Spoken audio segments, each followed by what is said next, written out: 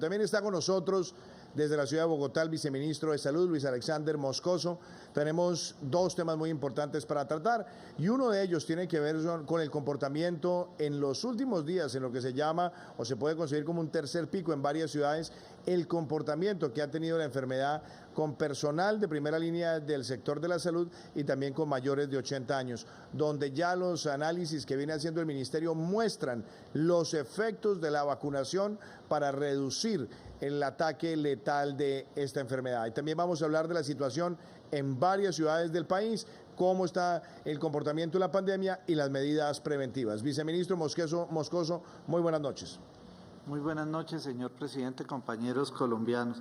Efectivamente, señor presidente, hemos venido observando en las últimas semanas una reducción importante del número de casos y fallecimientos en el talento humano y salud. Esta es una noticia esperanzadora, es una noticia muy importante.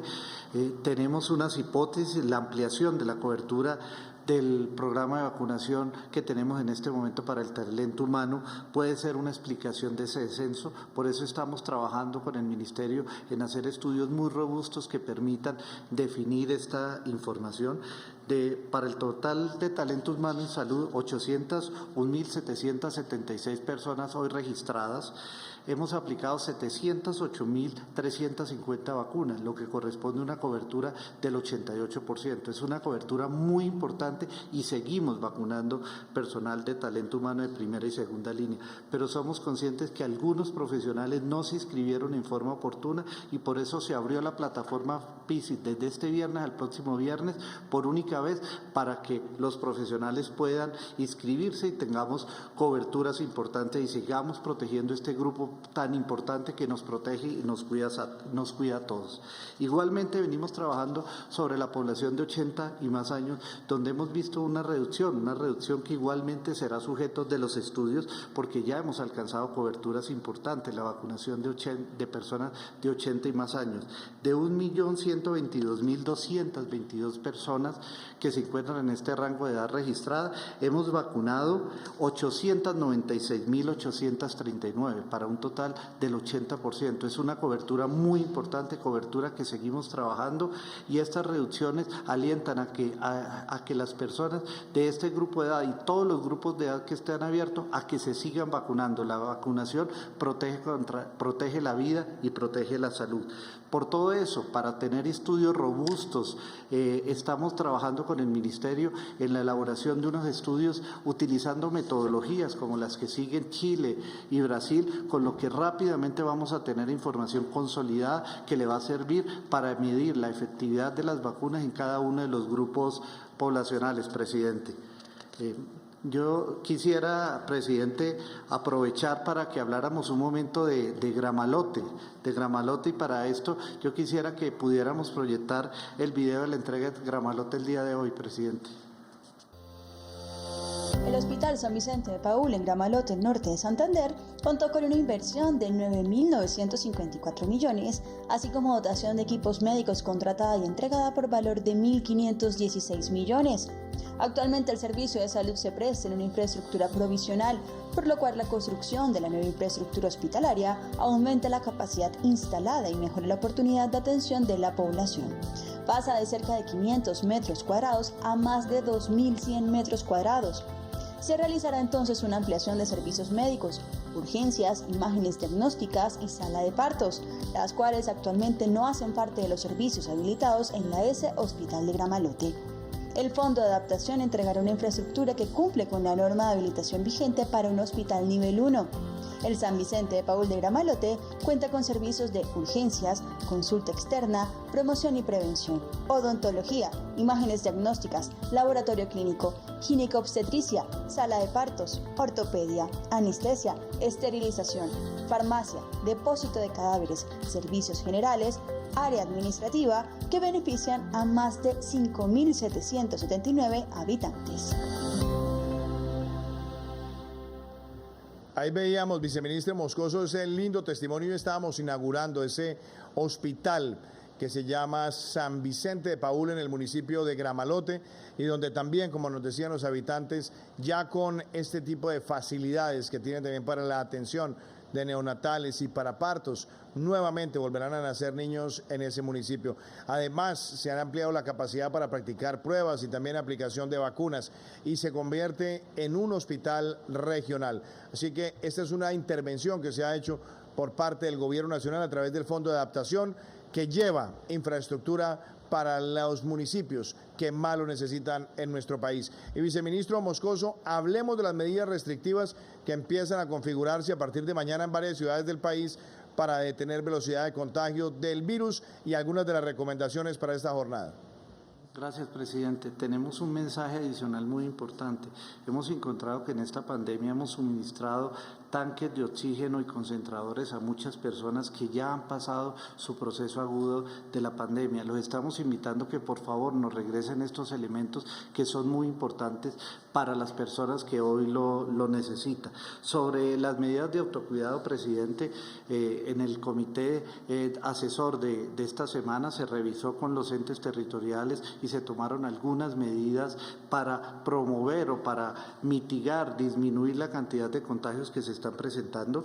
Estas medidas pretenden disminuir la movilidad y el contacto de las personas y reducir al máximo todas las interacciones sociales. Tenemos la ciudad de Bogotá, donde el día de hoy empieza con una limitación de movilidad hasta el lunes a las 4 de la mañana. La alcaldesa habíamos hablado de habilitar las ciclovías, pero por las interacciones que se producen entre las mismas se prefirió suspender por este domingo, pero dejar una hora para que las personas puedan hacer ejercicio. Recordar que las medidas se extienden hasta el día lunes en las horas de la noche, las medidas de pico y cédula y restricciones. En la ciudad de Medellín igualmente venimos con unas medidas desde el día de hoy hasta el día lunes en la mañana. Medellín estamos muy preocupados por la ocupación de camas de cuidado intensivo, pero la única forma de reducir es con el compromiso ciudadano y el trabajo de todos. Igualmente tenemos medidas en este momento, presidente, en Barranquilla, Santa Marta y Manizales, medidas que inician mañana en las horas de la noche y van hasta el día lunes en las horas de la mañana con el mismo objetivo. Recomendaciones generales que debemos tener en práctica todos los ciudadanos. Estamos viendo que estas medidas que toman las autoridades locales, regionales y nacionales tienen un impacto positivo, pero ese impacto es solamente uno en comparado del 10, que es el impacto que logran las medidas individuales de cada uno de los ciudadanos. Entonces, invitarlo a las personas se queden en la casa en la medida de lo posible, invitarlos al teletrabajo, a mantenerse en estados ventilados, en evitar aglomeraciones, evitar reuniones, evitar actos que generen este tipo de eventos. Debemos cuidarnos y protegernos y las medidas de todos los días, las medidas del uso del tapaboca, el distanciamiento social, el lavado de manos, continuar con el esquema de vacunación y las protecciones de los grupos de riesgo. Presidente, está en nuestras manos disminuir este pico y que las consecuencias del mismo sean menos impactantes. Muchas gracias. Muchísimas gracias, viceministro Moscoso. Y también tenemos preguntas que nos han llegado a la ciudadanía relacionadas con el Plan Nacional de Vacunación. Veamos la primera pregunta del día de hoy. Buenas tardes, mi nombre es David Daza. Si me da COVID después de la primera dosis, ¿este me dará más suave? Y en ese caso, ¿se me aplicaría la segunda dosis? Muy buena pregunta, David. No necesariamente daría más débil. Obviamente se está mejorando la capacidad de reacción del cuerpo. Y lo que han dicho las autoridades de salud es si alguien adquiere el virus entre la primera y segunda dosis, por supuesto lo que toca es hacer una reprogramación para la segunda dosis con un espacio de tiempo un poco más amplio. Me gustaría, viceministro Moscoso, que desde el punto de vista médico también diéramos esa especificidad sobre el tiempo ideal. Si una persona adquiere el COVID-19 entre la primera y segunda dosis, ¿cuándo debería esperar para la segunda dosis? Señor presidente, como usted lo comenta, las personas en el momento de la vacunación pueden estar adelantando la enfermedad. En ese caso, la enfermedad tendrá su curso natural. La recomendación de vacunar a las personas que han presentado la enfermedad está en el día 91, después del diagnóstico positivo o del inicio de síntomas en el caso de las personas sintomáticas. Entonces, estas personas deben esperar para realizar el proceso de vacunación.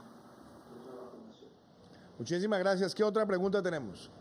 Buenas tardes, mi nombre es Juan Sebastián Delgado y mi pregunta es, ¿cuántos picos de COVID-19 tendrá Colombia? Buena pregunta, Juan Sebastián, y yo creo que aquí hay que aplicar lo que ha dicho la Organización Mundial de la Salud. Nadie está a salvo hasta que todos estemos a salvo. ¿Qué quiere decir? Que el mundo tiene que avanzar hacia una vacunación de toda la población, obviamente con sus respectivas segundas dosis, o si es de una única dosis, pero tiene que transitar hacia esa inmunidad colectiva con los porcentajes recomendados. Obviamente también se evalúan nuevos sectores de la población que potencialmente puedan ser vacunados. Pero sobre eso entonces la respuesta es, mientras se adelanta esa vacunación en cada uno de los países para llegar al óptimo que nos dé inmunidad colectiva, pues vamos a seguir viendo picos de la pandemia. En el caso de Colombia se está hablando ya de un tercer pico en varias ciudades. Veíamos lo que pasaba en algunos países de América Latina en las últimas semanas con crecimientos exponenciales. En Europa, Estados Unidos, por ejemplo, ya está hablando de un cuarto pico.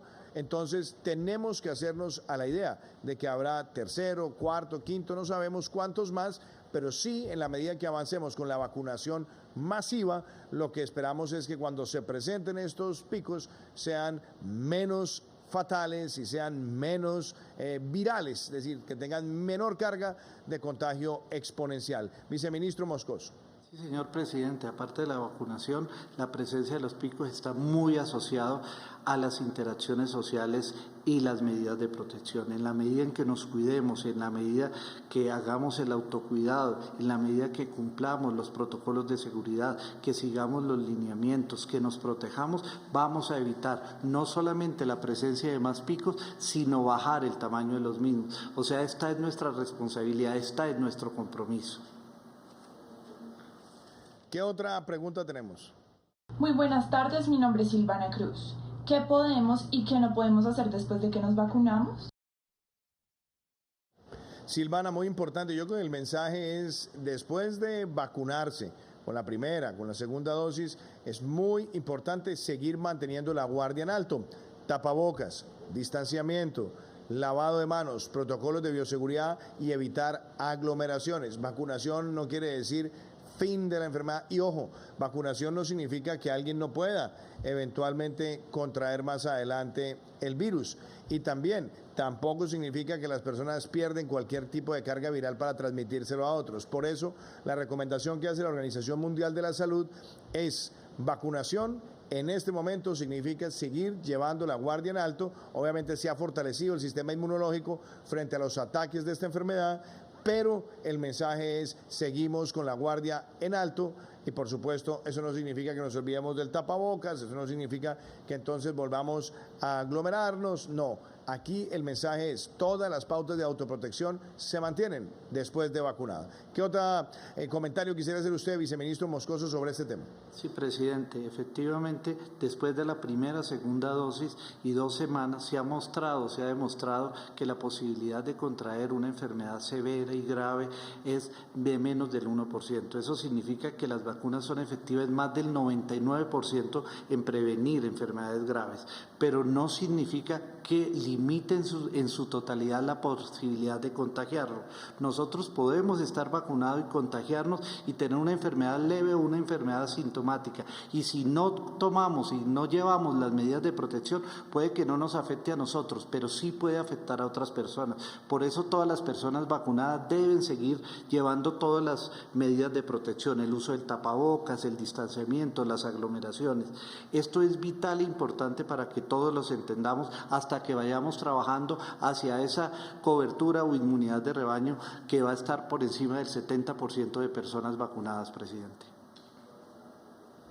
¿Qué otra pregunta tenemos?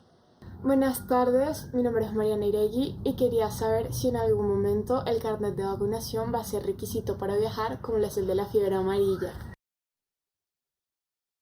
Esa es una muy buena pregunta, viceministro Moscoso. Las autoridades en materia de salud vienen conversando sobre esto hoy lo que se denomina como el reglamento sanitario internacional, es el que se aplica para ciertas patologías en las cuales existen ese pasaporte, lo que llaman ese carnetcito amarillo que registra sobre todo ciertas enfermedades cuando se hacen viajes a países tropicales y subtropicales. En el caso particular de Colombia, nosotros estamos emitiendo el pasaporte de vacunación, que lo llamamos pasaporte, que en realidad es el carnet de vacunación, que lleva la información para hacer el acompañamiento entre primera y segunda dosis para tener toda la precisión, pero también como una herramienta que tiene el ciudadano para tener la certeza de que ya cumplió su ciclo de vacunación. Internacionalmente todavía no hay un consenso, hay varios países que han hablado de esta medida, uno de ellos Estados Unidos. Viceministro Moscoso. Creo que lo importante aquí es invitar a todos los colombianos que si están en la fase, en el momento de la vacunación, a que nos vacunemos, que tengamos esa primera y esa segunda dosis. Ese carnet, aparte de protegernos, nos sirve para que en el mundo conozcan que estamos vacunados. Entonces, invitar a todo el mundo, por favor, estamos en su etapa, terminemos y vayamos y vacunémonos.